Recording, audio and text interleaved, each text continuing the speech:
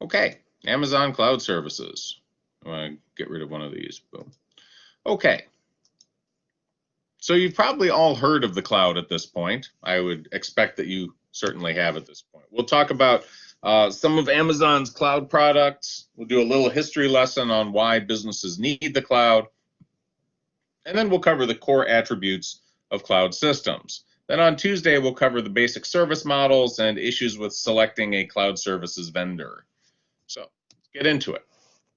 First of all, in case you didn't know, Amazon has the largest cloud operation in the world in terms of what's called a public cloud. So these are its first quarter numbers. Amazon did over $7.5 billion in the first quarter of 2019, and it kept accelerating as the year went on. So they are doing very well. The next closest two competitors, Microsoft and Google, together they're still substantially less. They're catching up, but they are substantially less than Amazon. Amazon's still the big one. Now, its current cloud service revenues 2019, $35 billion. That's pretty big, but it's up from $25 billion in 2018. So just in the last year, they've made a very, very large gain, and those gains seem likely to continue going forward. I mean, it's probably not going to be doing 40% a year for the next possible, for the foreseeable future, but growth is going to be good.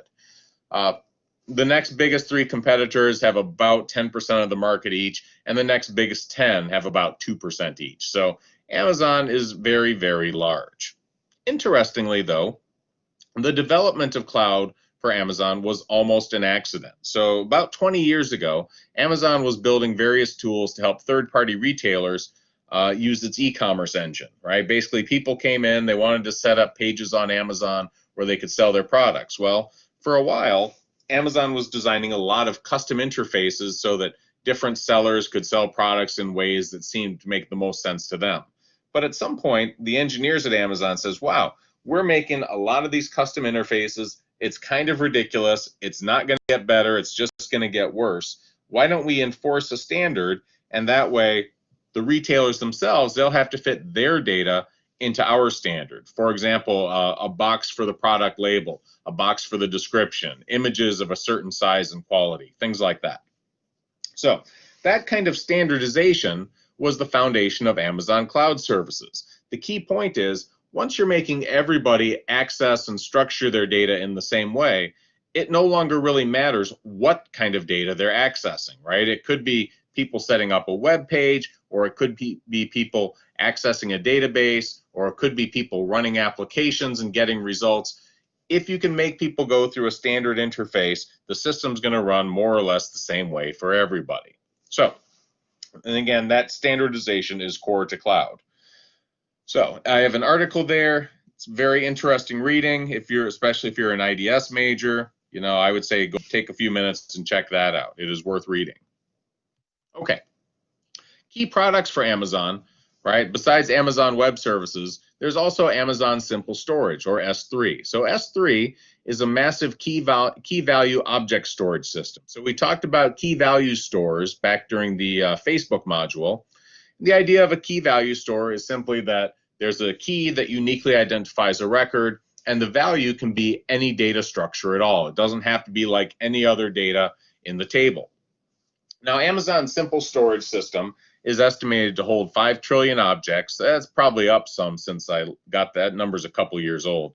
And each object could hold up to 5 terabytes of data, which is a lot. The average is less, but sure, that's how much they could hold. So the point of all this, different businesses that upload their data to Amazon, they can all keep it in the same database, but they can all keep their own unique structures. For example, if one department wants to upload a whole bunch of old invoices, another department wants to upload a whole bunch of documents, another department wants to upload a long list of customer data, those are all going to have very, very, very different formats. But in a key value store, it doesn't matter, right? You have the key, and then the value is just whatever custom value you have for that record. Nice things about Amazon Simple Storage: it is cheap, it is reliable, it is always accessible, and it has analysis capabilities. Basically, you can run queries on this data. So the difference is, we talked before about how it's difficult to run queries on a key value store. That's true. You wouldn't want to have to run one kind of query on Amazon's entire simple storage system.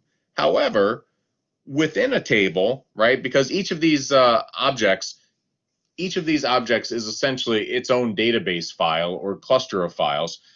It's pretty easy to run queries on those as long as the data is in a common structure. So every individual business that's uploaded a batch of data, they know what fields they're tracking, and they can run queries on that fairly painlessly. Okay, so even though, again, key value stores, you don't want to run a query on the entire system, the individual businesses that have uploaded batches to data, they can very easily run queries on their own data. Okay. Other thing, Amazon's Elastic Cloud. So Amazon's Elastic Cloud is basically a good place for deploying applications like transaction processing or other types of heavy use applications that need quick responses. So what happens in EC2, users rent virtual servers, right? So they rent the equivalent of servers. They do the same work that a server does, even though it might be distributed over many machines. And the unit that gets what's called elastic compute units, which is basically, virtual server equivalents. So that's what Elastic Cloud is. It's an excellent place for deploying applications. So combine these, right? You have simple storage, you have EC2. That's basically everything businesses need. They can run applications on EC2, and any data that they have, they can store it in the simple storage system, S3. Okay. Now, what is a cloud instance? Well, a cloud instance is basically a big cluster of servers all linked together that can simultaneously support a whole bunch of different users. Machines can run a bunch of different operating systems and different applications. So that's what a cloud instance is. Basically, a whole bunch of servers that users on the outside can connect to. And in many ways, it's like a utility company for application hosting, for data storage, for computing power. So just like when you go to your wall outlet and you plug a cord into it, you don't know where that power is coming from. You just know that the power is going to be there, right? It's basically the same thing with cloud. Once you go to that cloud interface, you don't know exactly what machine inside the cloud your data is residing on. You don't know exactly which one the applications are running on. You just know that when you connect to the cloud, all your stuff is going to be there. Okay, so users connect to the cloud via some website. The cloud system seamlessly directs users to whichever server has their applications and data. So wherever it happens to be stored at that point when the user logs in, the cloud system will automatically connect them to that server. And the cloud in turn also does automatic backup and recovery while stuff is going on. So for example, if the server you're using crashes, there'll be another one right there to pick up the load doing all the same stuff that you're doing, and you can get transferred over to that pretty quickly in most cases. Okay.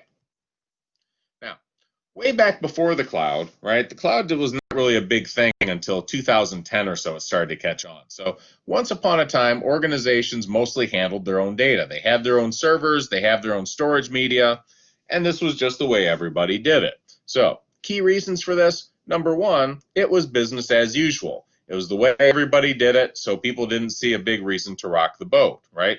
If you're some executive and you make a big lobbying effort for saying, yeah, we shouldn't be doing this, we should transfer all of our data to some outside source, maybe you're right, and maybe it looks like something pretty good, but maybe you're wrong and it could be a career-ending thing. So businesses did not really have a strong motivation to try out this new technology at first.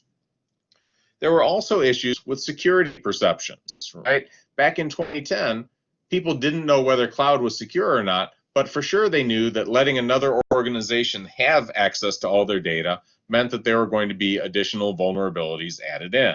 And last, accessibility. How easy would it be to get their own data once it's uploaded to the cloud? So one of the things that may not be immediately apparent is that data being transferred over a standard internet connection gets transferred a whole lot slower than if you can just hook up a direct cable between two machines, right? If you do it, but I remember back in the late 90s, we would occasionally do that kind of copying things onto floppy drives. We have big batches of data we did that bit with. If you did it on floppies, it could take all day.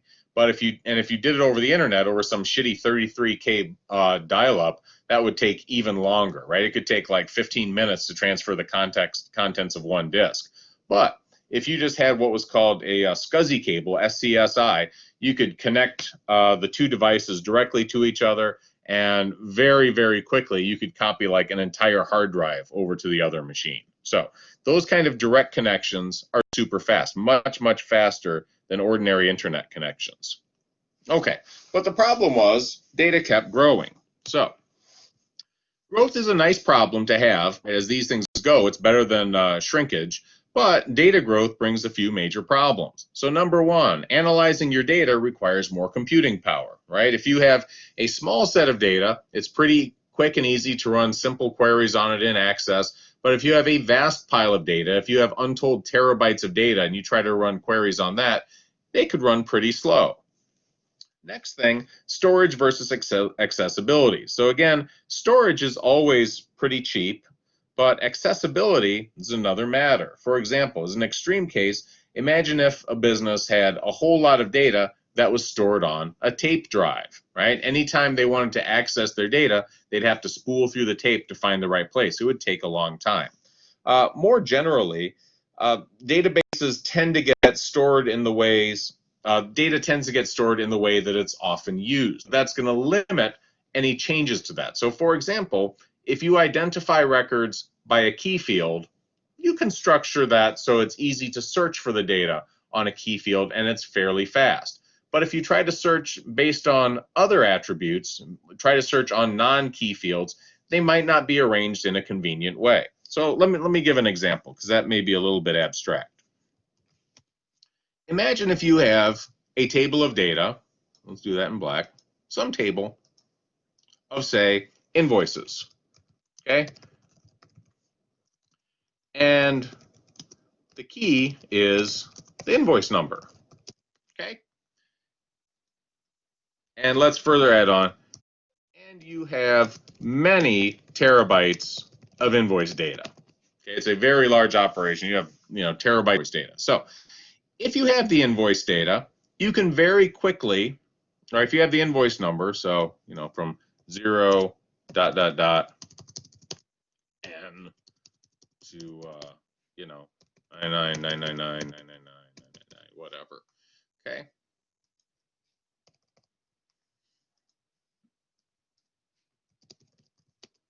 If you're looking for invoice N, you can very quickly identify which device has N on it, because the data can easily be ordered by invoice number. Okay, so you'll know, for example, hard drive 1 has invoices 0 through, 10 million. Hard drive 2 has invoices 10 million plus 1 to 20 million, and so on. Okay, so you can figure out which invoice is stored where and just go look it up at that point in the hard drive, right? You can basically do the math to calculate where it is. But on a non-indexed field, right, if your data is not indexed according to that, like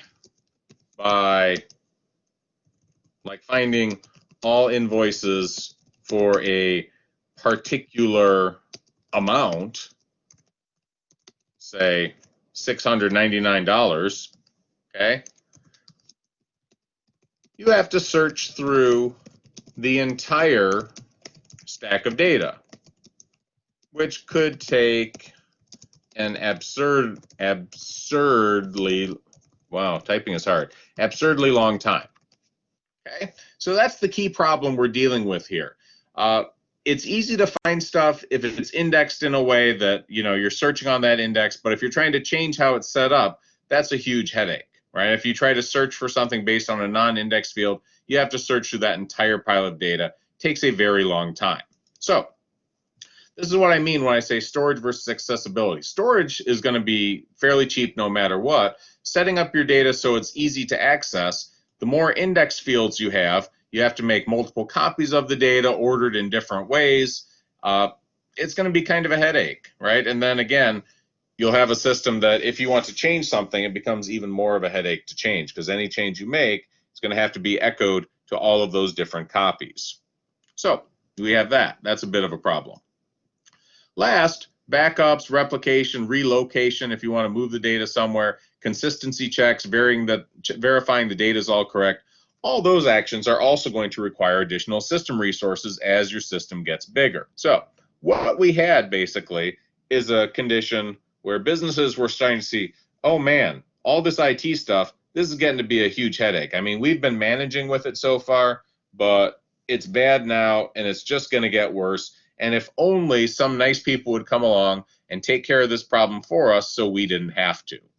Okay, so for example, I have a link here. Let's see how that works. This one from Gartner.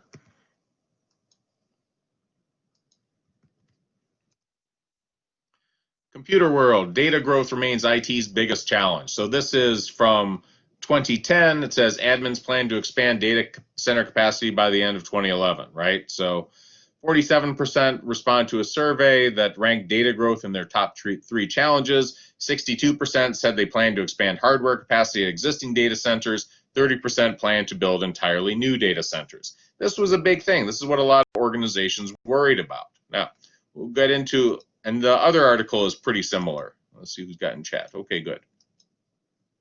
So this note here from The Economist, same kind of thing. So let's talk about a very specific case as far as scalability, utilization, all that.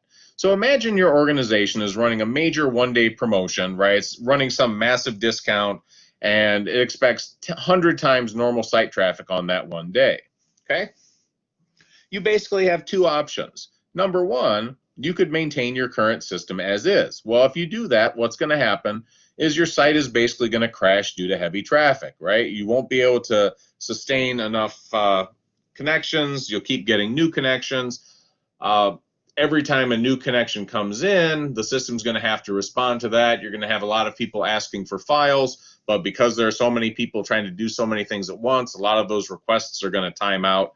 It's going to be just awful. And when the site crashes for that, you're going to lose potential sales. People who would have come to your site to buy your stuff, they're going to say, oh, forget that. It's a madhouse, not going back.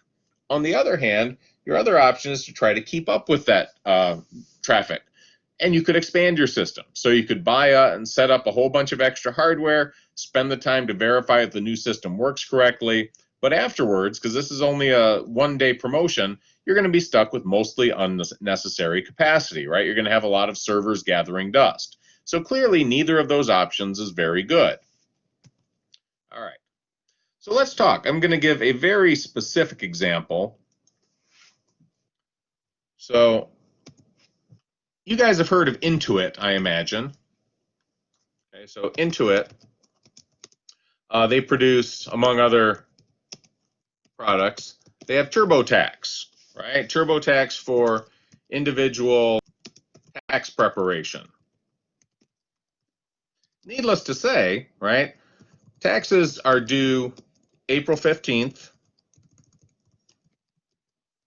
most years, and the first quarter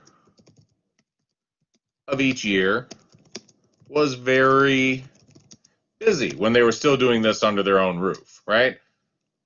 So, because you can't really do your taxes until January 1st when they were, you know, with the new tax code being released, and many people wait until April, right? In particular, the first 2 weeks of April, about a quarter of taxes get filed during that time.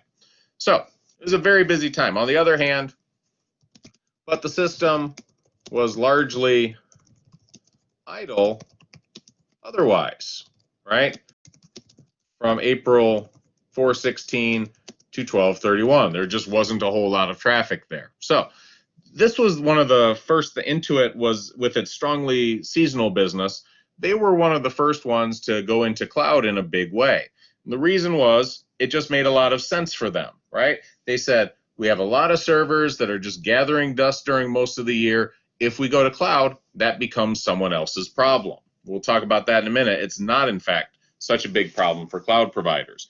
But that's what cloud did, cloud could offer this kind of same service with much lower overhead. Okay.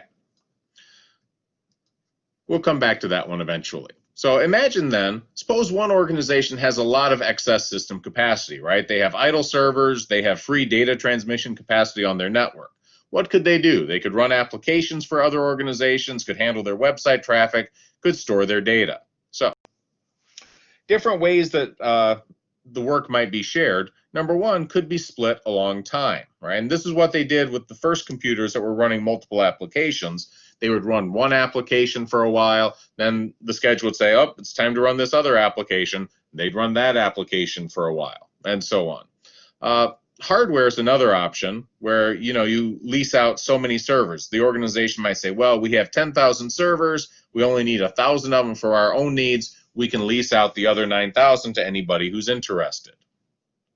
And last is virtual, right, where you're leasing capacity but not necessarily associated with specific machines. So for example, right, in the hardware version, you might say we have 9,000 servers and you can call us up and we will reserve X servers out of that 9,000 for you for a price. With virtual, you might say my 9,000 servers have the capacity to run, some large mix of applications, and people can call up and ask for however many copies of the application they want to run on our servers.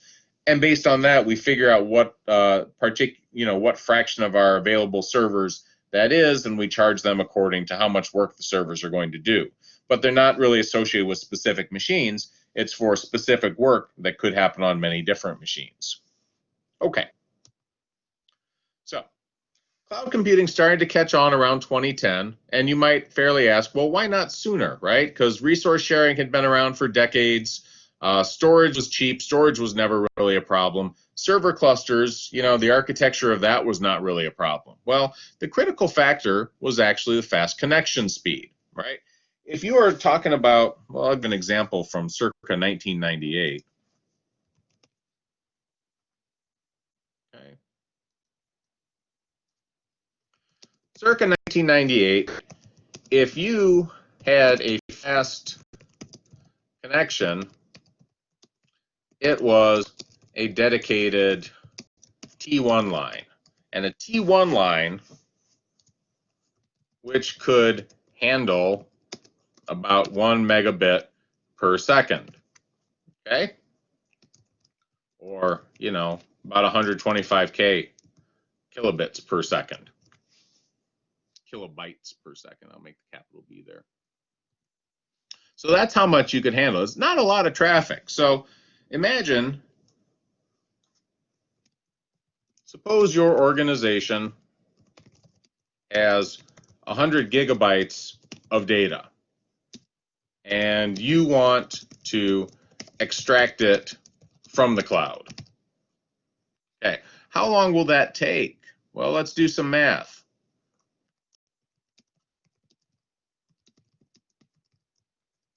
Well, if we can do 1 megabit per second, okay, so let's say we'll do, I believe, a T1 line. I want to make sure it's not a 1 megabyte per second. It's been a while since I've looked this up. T1 line. It's an old one.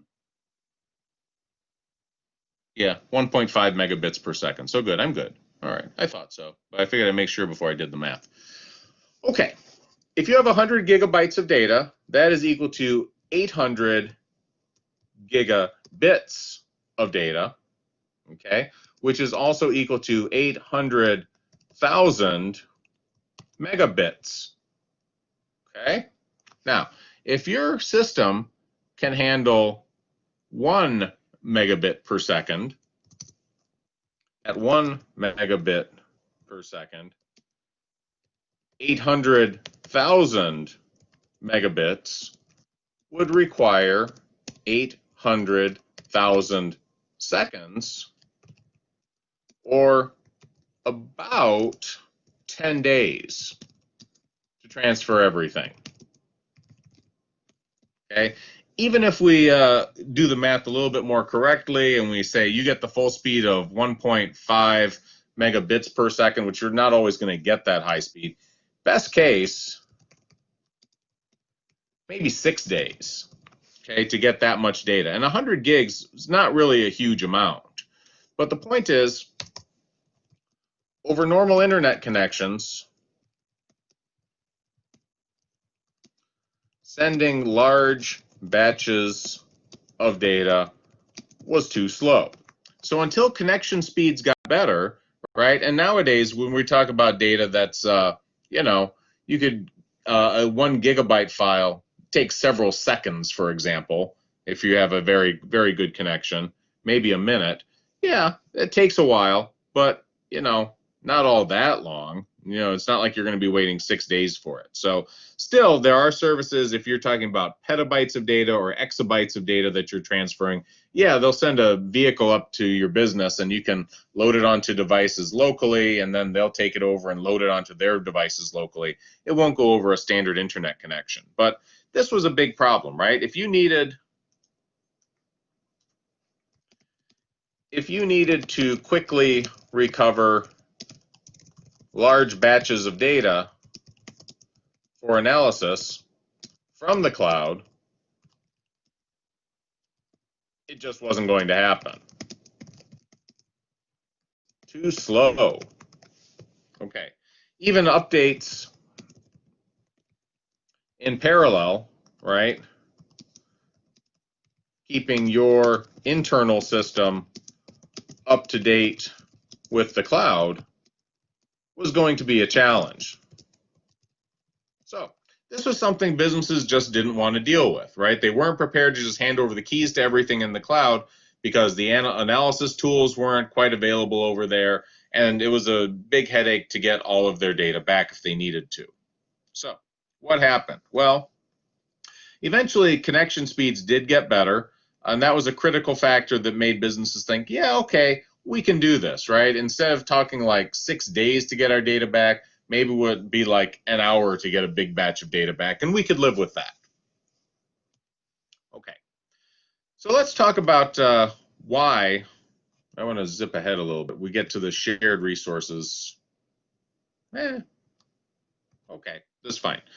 We'll talk about the economies of scale. So cloud is more than just machine replication. People might think that you have a system designed under your own roof, and basically you try to make a direct copy of that in the cloud.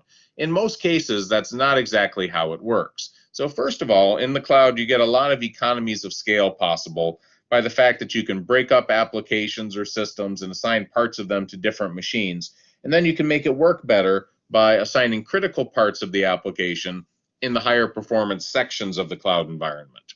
So if you're doing machine replication, yeah, that means you're just creating a copy of your system. You do get economies of scale in the sense that the cloud can offer you a cheaper rate than what you can do yourself, but you're also giving them less control to relocate your applications and have them run better. So you're missing out on some possibilities of having your system be optimized.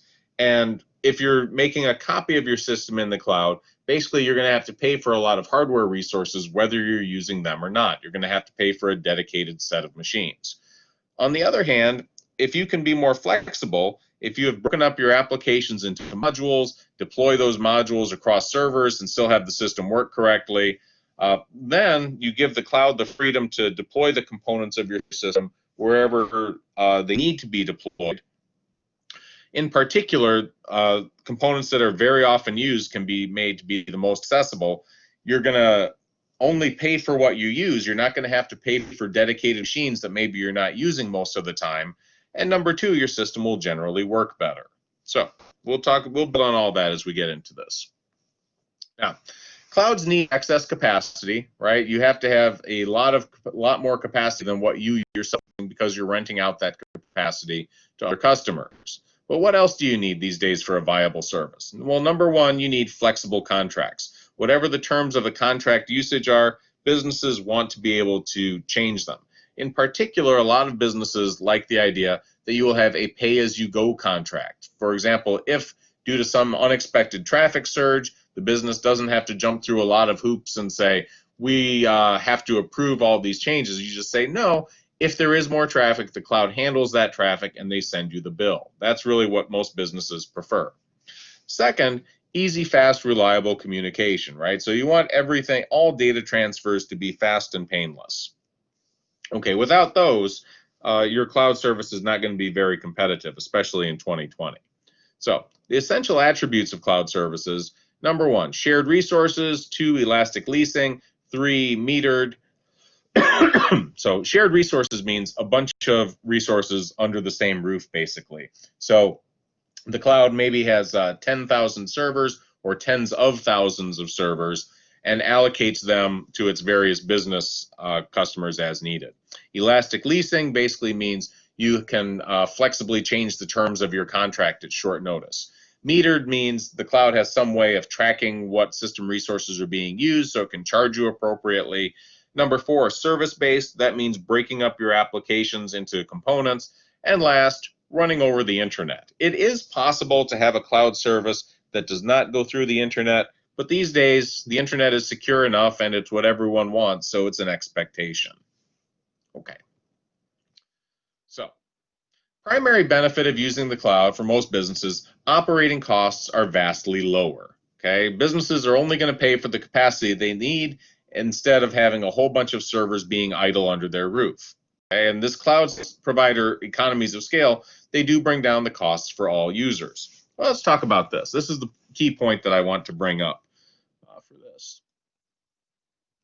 So, imagine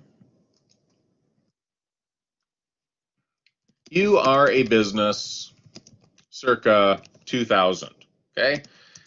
And you require when your system is busy, you require 10 servers when your system is busy, but mostly only one. So most days you have an excess of 9 servers, which is annoying, but manageable. Okay, it's cost you some money, but you can live with it. But time goes on. You are a business, you are the same business in 2010. Now you require 100 servers when busy, and most days only 10. So now you have an excess of 90 servers, okay, which is expensive. You start looking around for solutions, right? Especially when you recognize that your data is growing, and by 2020, you'll have to endure 900 idle servers out of a peak demand requirement of 1,000, right? So maybe 90 servers in 2010, maybe that's actually barely sustainable for you, but you know the problem is not getting better. The problem is getting much worse. So this is the key reason why businesses signed on for the cloud. On the other hand, the cloud services themselves,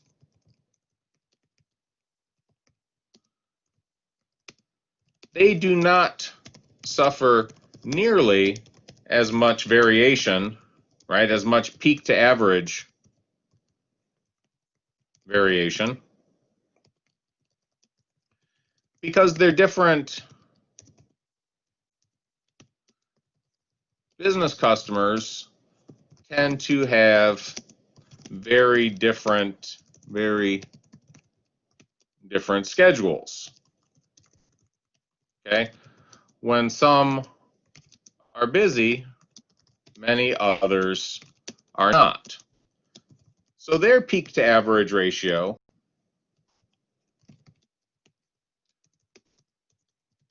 might only be about 1.5, right? While a typical business has 5 or 7, maybe. Okay, that means the cloud can provide one server's worth of services at the price of 1.5 actual servers, while the individual business would require 5 or 7 or more. Okay, that's why the cloud is much, much cheaper than internal equivalent IT services. Okay, because the cloud has smoother demand. I'm going to just, boom, let's put that in a big red box. Cloud has smoother demand, so they don't need to have as many servers under their house, under their roof, to provide the same amount of actual server usage, so they can charge less. Okay, so that's the big thing. So additional benefits, because the cloud is very large, it's extremely unlikely that it will get overloaded with traffic, right? Basically, it takes something like Amazon Prime Day to really overload parts of the cloud. Number two, you get automated backup and recovery, right? If you're running the equipment under your own roof, you got to take care of all that yourself. Same thing for hardware and software upgrades. For you, that's an extra expense. For the cloud, it's already built into their expense structure. And last, chances are the cloud has better security than your organization does. Okay. We'll just briefly cover through these key things, and we'll save the rest for Tuesday. So, shared resources. To achieve economies of scale, cloud providers are typically very large. This results in smooth demand, like I talked about when I was in Paint just a minute ago. And it also makes it easier for the cloud services to do capacity planning and system operation. They know with much better certainty what their demand is going to look like at a given time of day, so they can schedule downtime for servers. They know to a much better degree how much their demand needs are going to grow over time, so they can schedule additional servers being added to their system. And once again, as we've seen many times, scale advantages compound, right? So if you're a smaller cloud operation or an individual business, you can't smooth your demand nearly as well. If you're big, your overhead costs become relatively small, right? You don't need that many more maintenance people or security people or network administrators to manage 10,000 servers as opposed to maintaining 100 servers. And last, if you're that big and you can offer the services cheaply, that cost advantage is going to help you attract new customers and, again, keep them away from your competitors. Yeah, this is a big reason why Amazon maintains its dominance in the cloud field. Microsoft's working on it, but Amazon has still, been the biggest for some time. So, basic models for shared resources. We have the public cloud. In the public cloud, your cloud service is open to any customers who have the money. Your data is not guaranteed to be isolated from other users. In fact, you'll often have it be co-located on the same machine as other users' data, which does occasionally present some security risks. The public cloud services may also offer premium options for isolation, what's called a virtual private cloud. In that case, you maintain dedicated use of particular machines within a public cloud system. The alternative to that is what's called a private cloud. In a private cloud, a single customer has exclusive use of the cloud service, right? Basically, you have a network that is dedicated just to you. Now, typically, the organization is going to own the cloud, so organizations often use private cloud to refer to their own system running under their own roofs, but it could be outsourced. You could have another company set up a dedicated network that's just for you. Private clouds are generally much more secure. In some cases, they're necessary for legislative compliance. For example, a lot of financial companies, they have significant limitations on how much data they can have stored away from their own operation. But private clouds are also generally more expensive than public clouds. You can also have a hybrid cloud where you combine various aspects of public and private. For example, if you're a financial operation, you might keep your financial data, like your customer account and such, you might keep those in a private cloud, but other data that's not especially a big concern, like videos for advertising purposes, those you could leave in a public cloud because you wouldn't really be worried if some outside people saw your advertising copy. Last, there's also community clouds. So community clouds are a shared cloud system for multiple groups. For example, if you have a group of business partners working on a problem or a couple of government agencies working on a problem, they might join together and set up a cloud system that's just for them to participate in. Okay, let's see.